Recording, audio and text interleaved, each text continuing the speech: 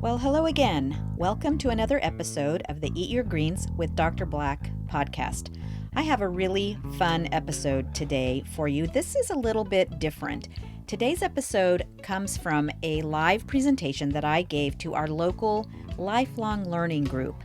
I was asked to talk about how a plant-based diet can help you not only prevent, but also manage or even reverse some of the most common chronic diseases facing Americans today.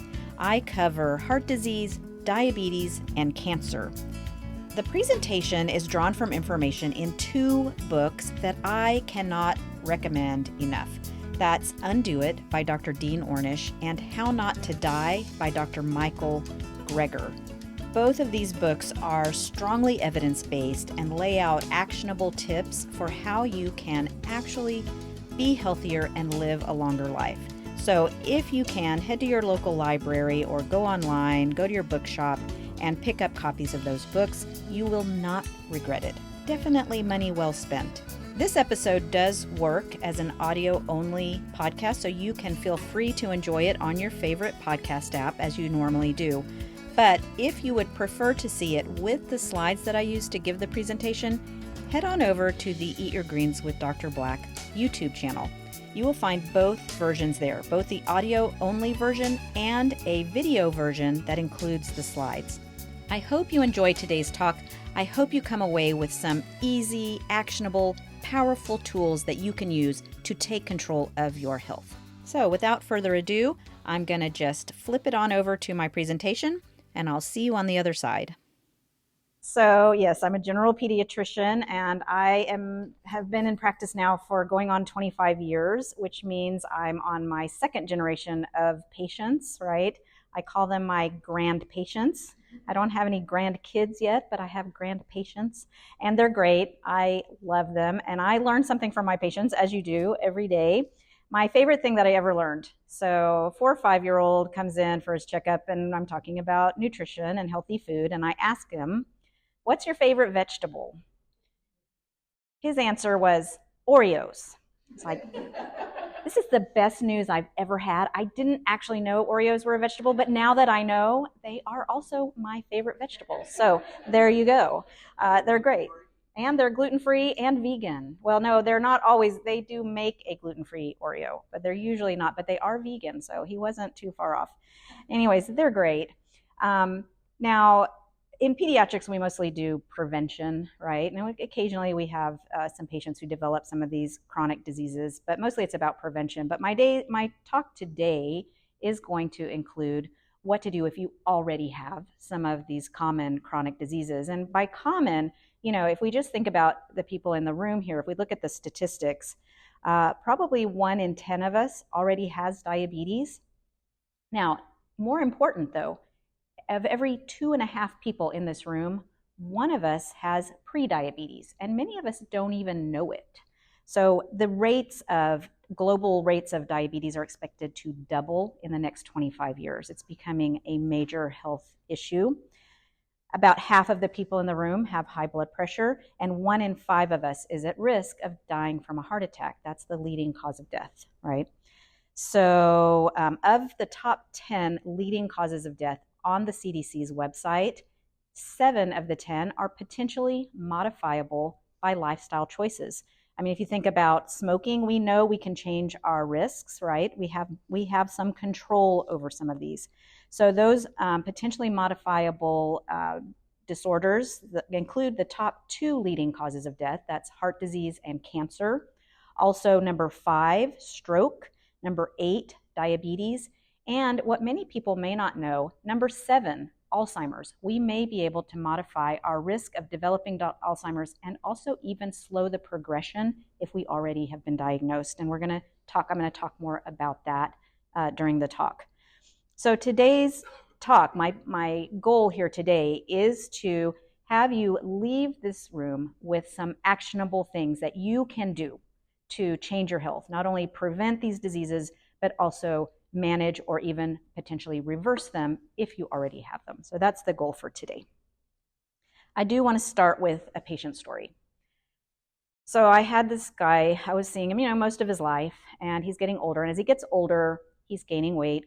And I'm doing the usual in office, eat more vegetables, eat less junk food, turn off the tablet, go outside and play, all the things. But by age 14, he is significantly overweight.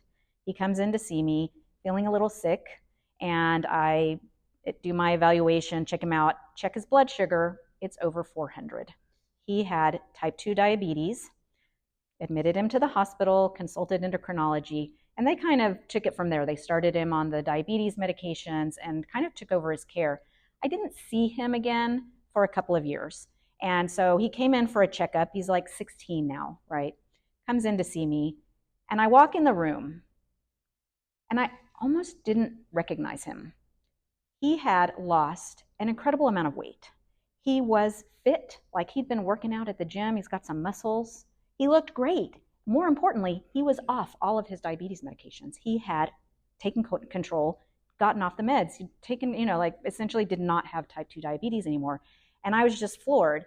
And I almost started crying. It's like, you don't understand how rare this is. Like, we never see this. We give all this advice. We see the patients, they never lose weight. And this was just amazing. So I'm just like, tearing up. And this kid's looking at me like, okay, my doctor is legit tweaking, no cap. So in case you don't also speak Gen Z, I can translate that for you, right? My doctor's losing her mind. But, looking at the audience, I think I know what a few of you are thinking. I can tell at least a few of you are thinking, Dr. Black, you need a vibe check. That teen sigma can have a glow up, but you are delulu if you think anybody over the age of 60 is going to eat their favorite foods. That's so Ohio, period. All right, what the heck does that mean, right? Dr. Black, please get in touch with reality, right? Maybe some teenager can get healthier, but what are the chances that anybody over the age of 60 is going to really change their habits? I think you're a little crazy, basically. To which I might reply, bruh, that's valid. But I'm about to spill the tea on some skibbity research that will leave you shook. So, just let me cook. All right, so look, yeah, okay, you have some valid points. Change is hard, but there's some really good research out there that I'm going to share today with you that might change your perspective. And so please let me proceed. All right, so that's fun. Like I said, I love my patients. Now, his story, though, got me thinking, like, if he can do it, what about the rest of us? What about my other patients? Why can't we all do that? And more specifically, more important, what can I do differently to help my patients achieve a similar outcome? And not too long after that, I stumbled across something called lifestyle medicine. I had never heard of it before, and I was a little, skeptical at first. I'm definitely an evidence-based practitioner, and I thought, is this like alternative medicine? Is it woo? Are we going to be aligning chakras? Like, what are we doing here? But I was curious, so I started looking into it and discovered that it is actually a relatively new but legitimate evidence-based medical specialty. It is recognized by the American Medical Association. And so I decided, wow, this is pretty cool. This aligns exactly with what I want to do. So I'm going to pursue a second board certification in lifestyle medicine. I'll be taking the exam at the end of the year, and if I pass, I will be dual board certified. As a part of that process, I went to the ACLM, the American College of Lifestyle Medicine's conference last year. And I was able to hear a number of really amazing speakers. There's some really incredible work going on in this space. Two of them in particular stood out. And my talk today is based largely on their work and some of the books that they've written, which I have over here. So the first one, let me go back to lifestyle medicine. It's based on these 6 pillars of healthy lifestyle habits. They all have evidence to support them. They're all equally important. Of course, my focus is on nutrition, right? So that's what I'm going to talk about today, how a whole food, plant-based diet can help you with your health goals. Dr. Dean Ornish. Now, many of you may have heard of him. He's pretty well known. He's actually a Texas native. He did his undergraduate at UT. He went to medical school at the Baylor College of Medicine in Houston, and then he went to Harvard to train in internal medicine. He was appointed as an advisor both under Bill Clinton and Obama, and he has written this book, Undo It: How Simple Lifestyle Changes Can Reverse Most Chronic Disease. He is an amazing person, and I hope you can look into more of his work. The other leader in the lifestyle space is Dr. Michael Greger. He did his medical training at Tufts University and has really focused most of his career on the science behind nutrition, and he has a nonprofit organization called nutritionfacts.org, and he's also written a few books. Now, his books are not how-to books, they are how not to books, right? How not to die. That's what we're going to talk about today. His other book is How Not to Age, so that's the science behind longevity, right? So really some amazing role models here for me to live up to in the lifestyle medicine space. One further point before I get into the actual data. The idea is not to suck all of the joy out of your life, right? When people think about making healthy changes, a lot of times they think about what they can't have. Like, you mean to tell me I can't eat my favorite, fill in the blank or whatever. So I really want you to flip your mindset. Like, when we talk about making healthy changes, it's important to have a positive mindset. What are you going to gain? What are you going to add?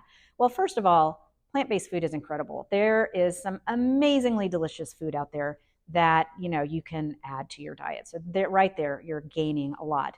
But you can gain energy, gain your health, gain longevity, be able to be active, play with your kids, travel, right? Your quality of life will increase, and also happiness, because a lot of the things I'm going to talk about today have also been shown to improve depression and anxiety, right? So what are you going to gain from making some healthy choices? Let's focus on that. All right, so Dr. Ornish's work. He was the primary investigator in a trial, the Lifestyle Heart Trial. This was a 5-year randomized control study that looked at how a comprehensive lifestyle intervention program would help people with advanced coronary artery disease, right, heart disease. And they compared that to what was at the time the American Heart Association's conventional treatment. So it wasn't no treatment, it was standard of care versus lifestyle modification under his program. And so his program involves a low-fat vegetarian diet, regular daily moderate exercise, smoking cessation, and group psychosocial support. Those are the elements of his program. And he was able to show that by the end of the first year, the patients in his group had a 37% reduction in their LDL cholesterol levels and a 91% reduction in the angina. That's that heart-related chest pain that people get at the end of 1 year, versus the American Heart Association group, who only had a 6% reduction in their cholesterol, but a 165% increase in that chest pain. At the end of the 5-year study, they took a look at the coronary arteries in the participants, and in the treatment group, they were able to measure significant regression of those cholesterol plaques in the arteries versus the conventional treatment group, who had progression. They had worsening of their coronary artery disease and twice as many cardiac events. That's doctor speak for heart attacks by the end of the 5-year study. So this was pretty amazing data. In fact, it was the first time that we were able to show that healthy lifestyle changes can lead to regression of even severe coronary artery disease, right? And this was off medication. So neither group was taking lipid-lowering medication in this study. So in his book, in the first chapter, he shares a story of an individual who went through his program. He was a doctor, a surgeon, and he had 2 severe heart attacks back to back and had significant damage to his heart, such that he was on the waiting list for a heart transplant. So while he was waiting for his donor heart to become available, he decided, what have I got to lose? I'm going to do Dr. Ornish's program. It's a 9-week program. By the end of the 9 weeks, his heart function had improved so much that he was actually no longer eligible for the heart transplant. So there you go, the power of this intensive lifestyle change. Now, I would like to say the original study only had 48 participants. That's not a lot of people in a study. Like, we like to see a lot of people to really trust the data. He has since gone on to demonstrate that his program works in over 4,000 people. The evidence is so strong that it is the first time that CMS, the Centers for Medicare and Medicaid Services, right, has approved a treatment outside of the conventional American Heart Association. So you can now do regular cardiac rehab if you have a heart attack, or you can do intensive cardiac rehab. That's Dr. Ornish's program, and it's covered by Medicare. So that's pretty impressive. So with his book, if you have not had an actual heart attack, you don't need intensive cardiac rehab. Maybe you'd like to not get there in the first place, right?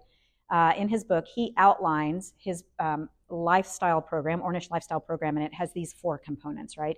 He advocates for eating well, moving more, stressing less, and loving more. Those are the 4 pillars of his program.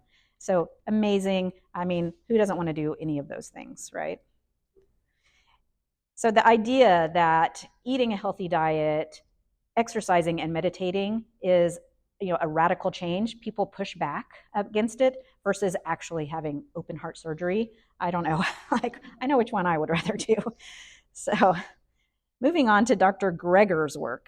So to say that Dr. Greger is an evidence-based practitioner is an understatement. So his book, How Not to Die, is about 400 pages long, and it includes 500 citations back to the scientific literature, right? His other book, How Not to Age, is actually 600 pages long and has over 1,300 citations. So well grounded in the evidence. He looks at all of it so that you don't have to. And his work is pretty amazing.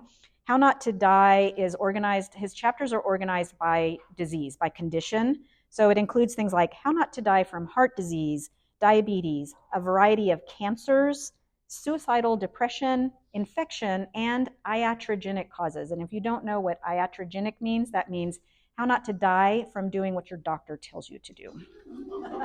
Yeah, that too. Maybe we don't always get it right. Okay, Dr. Greger.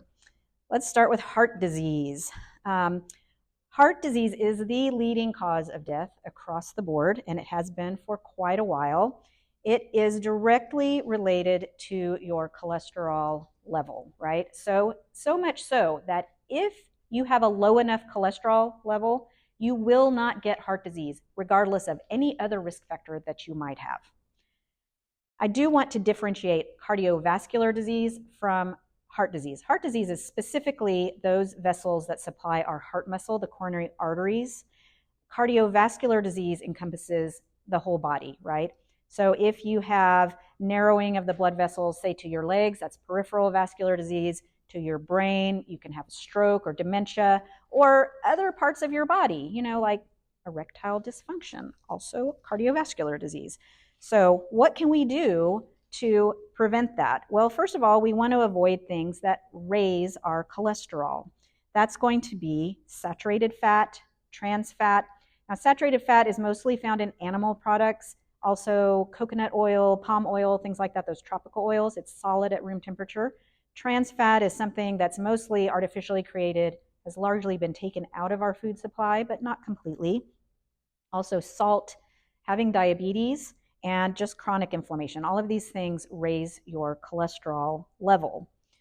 Well, what can we do to bring it back down? What about a plant-based diet?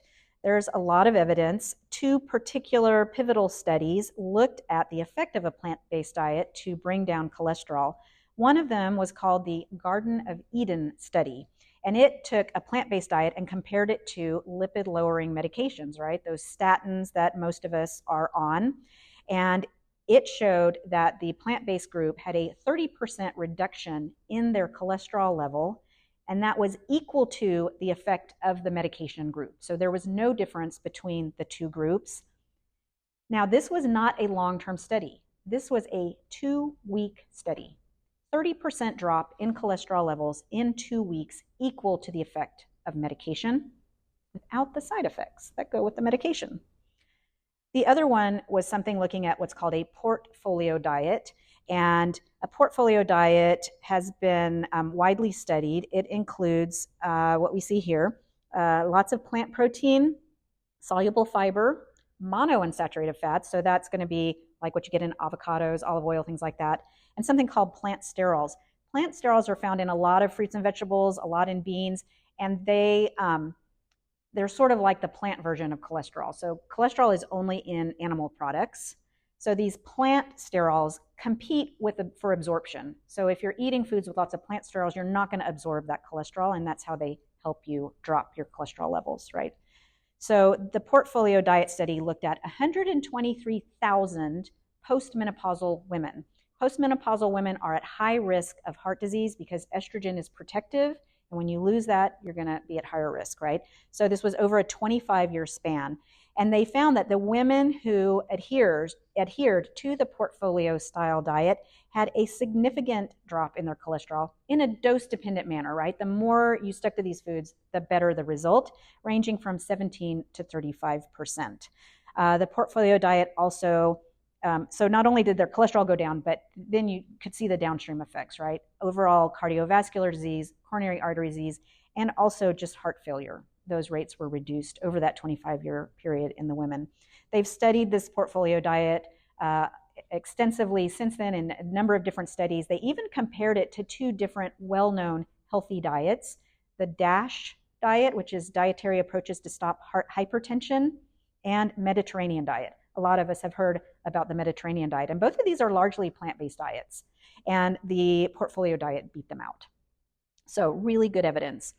Now, a little poll, if you had to guess, like the single most important food that you can eat to improve your health. Any ideas? What is it? What is the number one food that you can eat? I see some hands. Oreos, yes, maybe, we'll see. Ice cream, yeah. Okay, wrong answers only, is that what we're doing? Beans are nuts, yeah. Beets, salad, yeah. A lot of great answers here. CVD, cardiovascular disease, yeah, and coronary artery disease. So in terms of dropping your cholesterol, it's anything rich in soluble fiber, right? So we're going to have our seeds like chia, flax, hemp, sunflower, pumpkin seeds, all of those things, nuts, and beans. I heard beans. The people that said beans know me, so they know. All right, let's move on to type 2 diabetes. Now, raise your hand. Who has heard that a low-carb diet is the best diet to follow if you have diabetes? Has anybody heard that? Right? So it's common, like you see it all over the place. It's not true. And this is because the low-carb diet, especially that we follow here, is going to be high in animal protein and high in saturated fat, right? So not a healthy diet. It turns out that, well, let me just start. What is type 2 diabetes? Just in case you don't know. You know, diabetes is where your blood sugar is going too high. Type 1, your pancreas kind of calls it quits and you're not making the hormone insulin. That's a different disorder. I'm not talking about that. Type 2 is where you're making plenty of insulin, but your body just can't use it to do its job, right? And this is the one that is highly modifiable by lifestyle. It is very strongly correlated with obesity. And it's not that obesity causes type 2 diabetes directly, but the same things that cause obesity also set us up for type 2 diabetes and insulin resistance. So when you eat, right, you eat food, you digest it, your blood sugar goes up, your body secretes the hormone insulin. Insulin's job is to take that sugar, glucose, out of your blood and put it into the cells where it can be used for energy.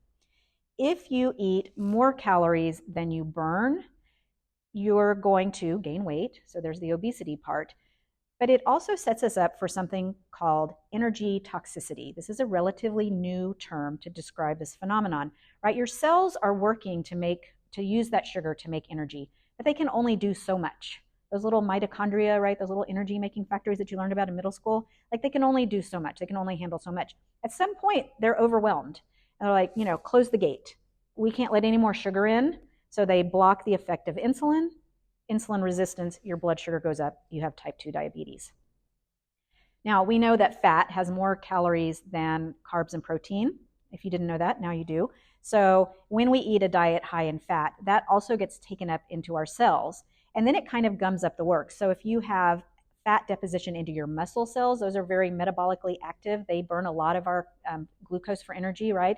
And our liver gums it up. The insulin can't do its job. So those are two of several, but two main mechanisms by which we develop insulin resistance and type 2 diabetes. So what can we do about it? Well, there are a lot of studies out there looking at a plant-based diet and its effects on not only preventing, but also managing and even reversing type 2 diabetes. I mean, think about my patient, right? He lost weight and came off all of his medication. So even reversal is possible.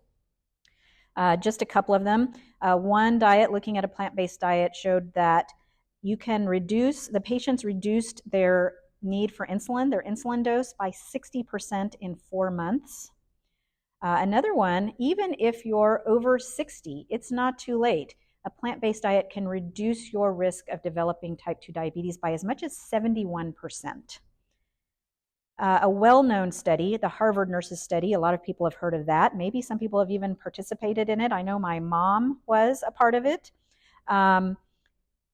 It's a huge study and showed that even a 5% swap, so if you take 5% of what you're eating from animal protein and swap it with a plant protein, you can reduce your risk of diabetes by as much as 25%.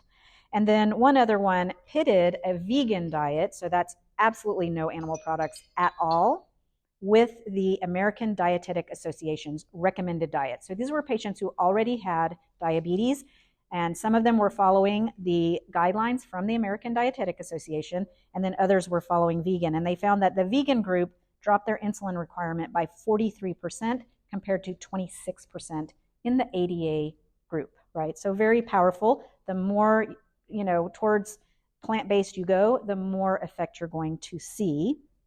A lot of this is related to the effect of fiber. So fiber is only in plants. You cannot get it from animal sources, and it's very important for your health. In particular, it supports a healthy gut microbiome. And I'm not going to talk about the microbiome today because once I get started talking about that, we will be here all day. It's incredible. I talk about science nerd. I totally nerd out about that.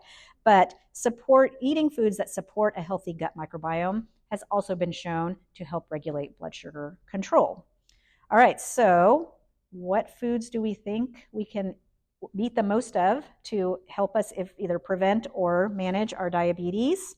What do we think it's going to be? Oh, look, things with fiber, whole grains, fruits and vegetables, and, there's beans again. Saw them again. I'd like to point out, none of those are low-carb foods, right? This is kind of the definition of a high-carb diet. They're just not processed carbs. It's not refined processed sugar. We're talking about nice, healthy, whole, high-carb foods here. So that's important. All right, the next one I want to touch on is cancer. Now, cancer is very complex. The causes are complex. It's multifactorial. Lots of things go into raising your cancer risk. But we know that at least some of them are modifiable. Think about smoking. Don't smoke, probably not going to get lung cancer. Also, a number of other cancers are much lower if you're not a smoker. So when we talk about cancer, we're going to talk about what's the number one thing you should not eat to lower your cancer risk, and that's going to be processed food.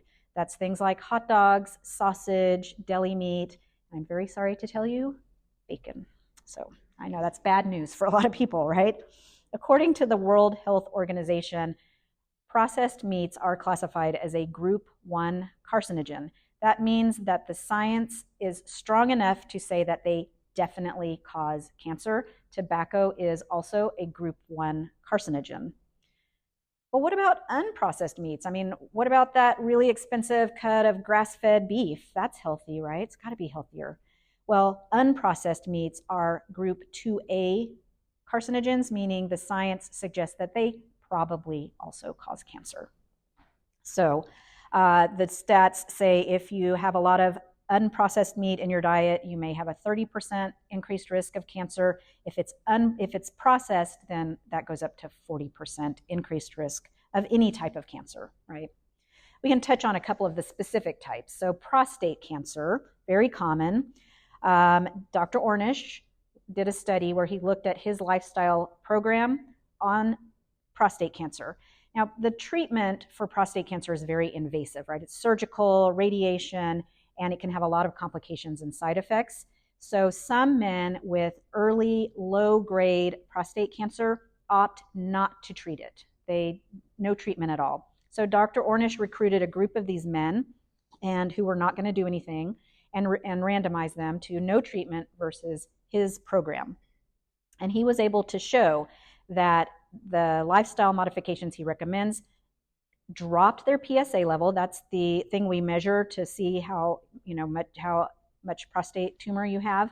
So the PSA level dropped and the tumor size actually got smaller. So regression of the cancer versus the no treatment group, as you would expect, their PSA levels went up and their tumors advanced. And a number of them dropped out of the study and opted to go ahead with the conventional treatment because their cancer was progressing. So regression of prostate cancer of early non-aggressive prostate cancer. For the women, breast cancer, always a big concern. It's not really so much whether or not you eat meat for breast cancer, it's how you cook it. So high temperature cooking generates a lot of toxic compounds. So they did some studies. Women who ate a large percentage of grilled or barbecued meat had significantly higher, 47% higher risk of developing breast cancer. Now, when they looked at that group of women, if they also did not eat many vegetables, their risk went up to 74%. They also did a study where they looked at women and whether they preferred their meat rare or midwell versus well done. And in that group, the women who preferred well done had 5 times the breast cancer risk. So, of course, that's called the meat paradox because, if you overcook your meat, you raise your cancer risks. If you undercook it, you could get sick from other things. So maybe just avoid it altogether. I don't know. What about soy? A lot of people have heard that soy can raise your breast cancer risk because we know that estrogen can put us at risk for breast cancer. And soy has something called phytoestrogen. So it's an estrogen-like molecule. But when they studied it, the opposite was actually found. Breast cancer risk is lower in women who consume more soy products.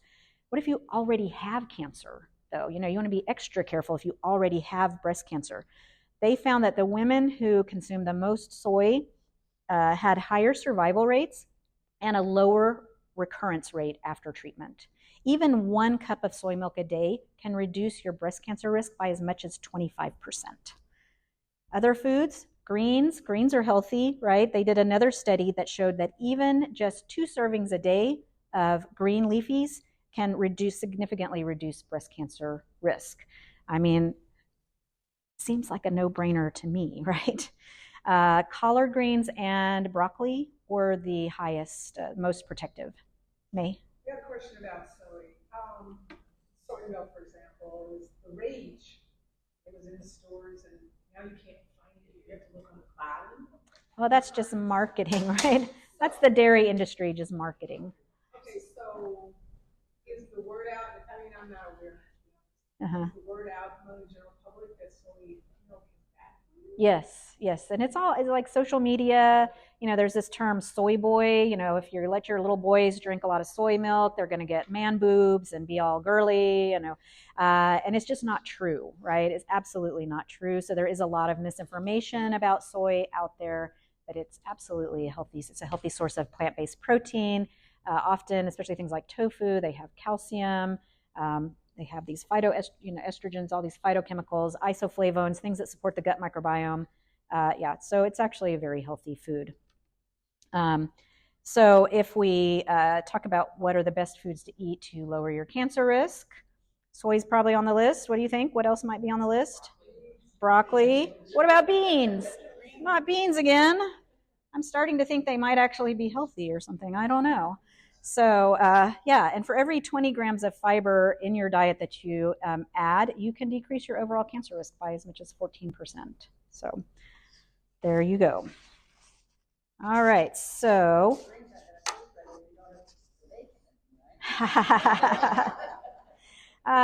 See me later for some good recipes. I can help you out there. Absolutely not. So, what about, just dying? How can we, prevent that? Just dying prematurely. This is all cause mortality, right? All the things out there that can kill us. And what they have found is that even small changes can make a big difference. So, a couple of really large long term cohort studies showed that even reducing your animal protein intake by 3% and swapping it with a plant based protein can significantly reduce your risk of dying by as much as 10%. And you can double that if you cut out eggs. Other studies have linked a high protein diet. So people who just eat the most protein have the highest rates of death, of early death, right? So, but the opposite is true if it's a plant-based protein. You eat more plant-based protein, your risk of dying drops. So even at the high protein levels, you can improve your risk. Are there any studies that look at protein powders? Protein powders are, yeah, I'm right, pros and cons of protein powders. I haven't seen them. I'm sure there are some. The thing about protein powders is they are a processed food, right? So I think they have their place. It's not so much the powder as what's added. A lot of them have sugar or other sweeteners. They have emulsifiers, things like that added into them. When I make a smoothie, I do use a 100% pea protein powder to boost the protein in my smoothie, but I specifically chose one that had nothing added to it. So I think they have their place, but I really advocate for a whole food plant-based diet whenever possible, right? So whole means processing is anything we do to change the food from its natural state. There's no French fry tree out there, chicken nugget tree. Try to eat foods that look like they looked in nature is basically what that means. Good question. Thank you. All right, so fiber, got to talk about my favorite F word again, fiber. And other studies have shown that if you at least meet the minimal daily requirement of protein, you can also reduce your cancer risk. Now, that is depending on your gender, around the area of like 28, 30 grams per day is the minimum recommended amount of fiber that we should be getting in our diet. And we do a terrible job of that. Most Americans only get half of the minimum amount of fiber. So, studies actually do not support a benefit. It might help you go to the bathroom, but that's about it. So again, getting that fiber from actual plant, whole plant-based sources. And again, it has to do with what comes along with it. Also, diversity is important. So, see, you're going to get me talking about the gut microbiome. There's, there's thousands of types of bacteria that live in our gut, and they all like their own type of fiber. Well, there's tens of thousands of types of plants, and they all have their own fiber profile. So the diversity is really important, right? And again, processed, artificial, versus whole plant states. I included a few stats here from Dr. Greger's How Not to Age book. So these have to do with longevity. But each additional serving of fill in the blank drops your chance of early mortality by. So for vegetables, 4%, fruits, 6%, whole grains, 8%, legumes, that's beans and things like that, 10%, and nuts, 15%, even for a half a serving. Now, a full serving is an ounce. That's like a little handful. So even a half a handful of nuts every day can boost your health and reduce your risk of all-cause mortality. Peanuts do count. They're technically a legume, but they count. Walnuts, things like that. Cashews, yeah, all the nuts. Yeah, all of them, almonds. Pumpkin seeds are a seed, but they are in that list of foods that are, we've seen seeds come up a few times on our slides. Well, yeah, lowering your salt is important, especially for your heart disease. So best roasted, I think, is okay, especially like cashews, I think, can be toxic if eaten raw. So should be at least soaked in hot water a little bit. But across the board, just eating nuts is going to increase your chances of survival. All right, so what do we think based on what I've presented? I'm going to ask it again. What's the number one most important food we got to eat to improve our health? What do you think? Beans, beans. No, it's not actually a food. It's fiber. It's a food component, right? So, but good guess. Beans are on the list, and greens, all the whole grains, and berries. Berries are actually a great source of fiber, and they're high in antioxidants. I didn't even talk about antioxidants. Those reduce that chronic inflammation that was associated with all the things. So berries are an excellent source. When you talk beans canned, if you buy, that's good. That's fine. Yeah, watch the salt content. If you don't have time to soak your beans and cook them and all that kind of thing, then just go with the canned or the frozen. Absolutely. However you can get them in, it's fine. Another question that's related that comes up is organic versus conventional. And I think there is data to support that organic is healthier. But here's the thing. If you can't afford it and it means like organic or none, go with the conventional. It's more important to eat these healthy fruits and vegetables and plant-based foods. All right, so more plants, more health, right? I think that's pretty clear. The science is pretty clear on that. And that's because all of these diseases I talked about share some similar root causes. Now, we think of them as separate disorders. You get your heart disease, you go see your cardiologist, they're going to prescribe their meds. You have cancer, you go to the oncologist. You have diabetes, you go to the endocrinologist. They all have their thing. We think of them as separate, but they're really all interconnected. They have similar causes. The number one cause behind all of these is our high animal protein, high fat, low fiber, standard American diet, unfortunately. It's the truth. And this is what I try to, how hard is it to convince the 5-year-olds, like we might have a better grasp of that, but boy, get a kid to believe that, it's hard. Yes, ma'am. Where are we going to get our iron?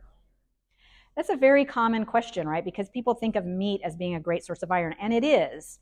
There are two types of iron. There's heme iron. That's what comes in blood, so you're going to get it from animals. It's very well absorbed. It's also very pro-inflammatory. And in some cases, if you're eating a really high meat diet, you can actually get too much and it can be toxic. So good plant-based sources, this is non-heme iron, are all the green leafies, beans, imagine that. It is less well absorbed though. So if you have severe anemia, your doctor might recommend that you include some healthy, lean sources of meat to get your iron up. But you can boost the absorption from plant-based sources by adding a vitamin C, right? So if you're having a spinach salad, add some raspberries or something like that, strawberries, right? Have a fruit salad on the, if spaghetti is a great source, you can have a nice green leafy salad, eat some beans, have the tomato sauce, add some vitamin C and it boosts the iron absorption from the plant-based sources. But it's a very common question. Yeah, protein is the other one. But doctor, what about protein? Well, we know from the previous slide, a high protein diet actually increases your risks of dying. So first of all, we're getting way too much protein for the most part in this country. Secondly, beans, tofu, soy, things like that.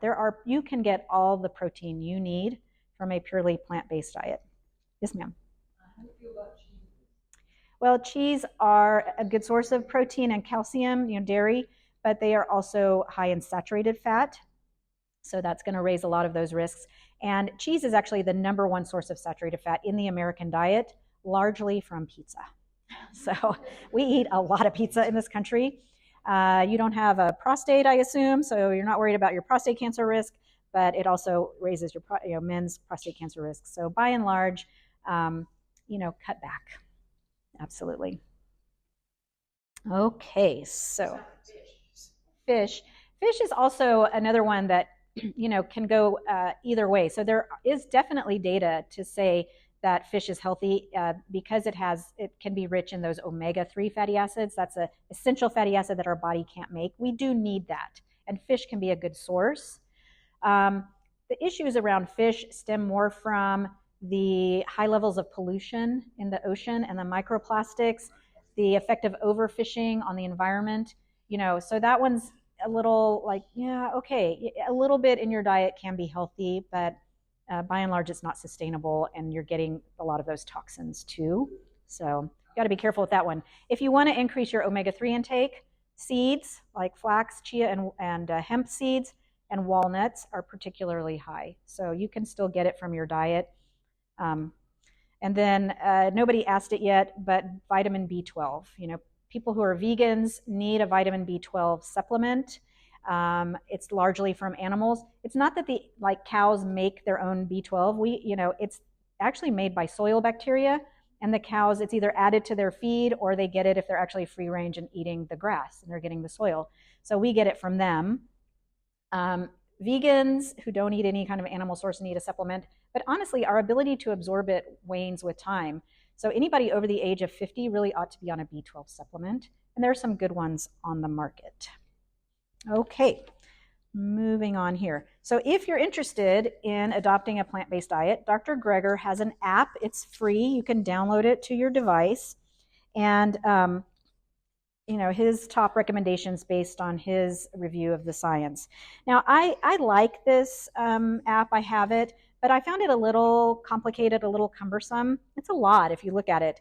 So for my patients, I developed a lower tech and more simplified version, right? So I have a bunch here. They're dry erase magnets. You can put them on your fridge, and every day you mark off that you got each one. At the end of the week, you erase it, start over, right? So please feel free to take one home with you today. Now, the other question nobody's asked is, what about genetics? Like Dr. Black, everyone in my family has diabetes or heart disease or whatever, forget it. Why should I bother? I'm doomed because of genetics.